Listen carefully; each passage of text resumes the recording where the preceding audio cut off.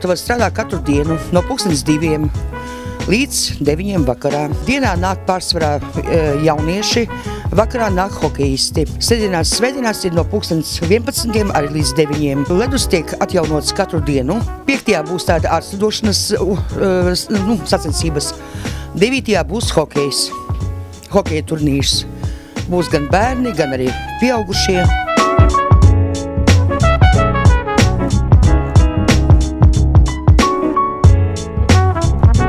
Gatavojaties hokeja turnīram? Jā, tieši tā. Mums jau būs 2. gads, kad mums ir Jēkabpils jauniešu komanda. Mēs gribam parādīt visiem pārējiem, arī vecākiem hokejistiem tā Jēkabpilī, ka ir tie cilvēki, kas nodarbojas ar hokeju. Tāpēc arī cenšamies parādīt sevi no labas puses.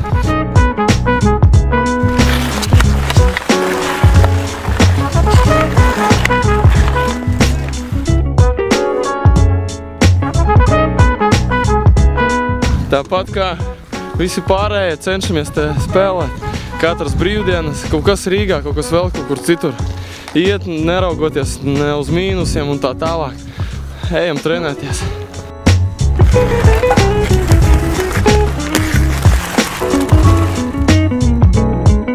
Cilvēkiem ir, kur brīvdienās atnākt, parunāties, paspēlēt, paslidot. Vērtēju pozitīvi šo visu nodarbi. Es nāku studēt, kad vien ir iespējas, jo man patīk paslidot, tīpaši ziemā, kad ir tas laiks, kad ir mīnusi. Var sasildīties, uzspēlēt ar draugiem hokeju, gūt patīkamas emocijas.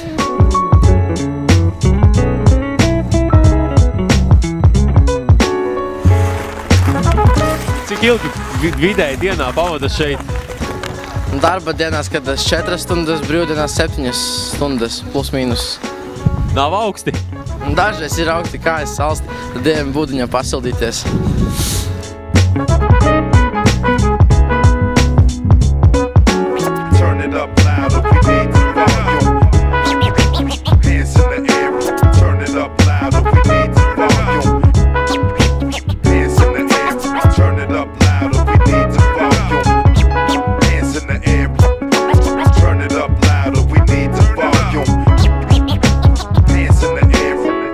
Sacensības notiek jau, ja es nekļūdos, 3. gadu, un šogad ir sacensības iekritušas ar tādu patīkamu laiku, kad ir ļoti augsti, un tad visi tā mēģina silti saģērties, un viss, lai ātri notiek, bet sacensības dalībnieku skaits, teiksim, it kā varētu teikt, ka ir gājis mazumā, un varētu teikt, ka nav gājis mazumā. Šis ir 1. posms, un līdz ar to ir, kamēr tās sacensības uzņem apgriezienus, uz pēdējiem posmiem ir dalībnieku skaits stipri pieaug.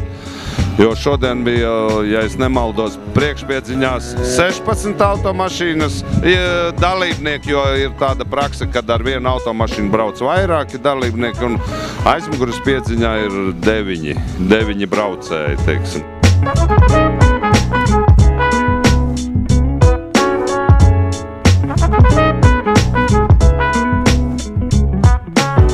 Viņiem kādi spēles noteikumi. Spēles noteikumi ir vienkārši 2 reizes pa 2 apļiem, un uzvar tas, kuram ir abu apļu summā mazākais rezultāts.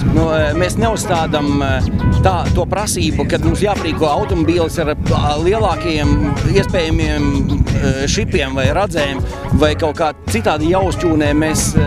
Mūsu uzstādījums ir pilnveidot savas braukšanas prasmes, un man ir ļoti liels prieks, ka tā jaunate, kam tur ir 10 un 12 un 15 gadi, ka viņi sāk saprast, ko darīt ar automobīli, nevis tā, ka brauc pa pilsētu tur starp līnijām, bet ka tu izbaudi, ko tas automobīls ir spējīgs un kā tu esi spējīgs viņu valdīt.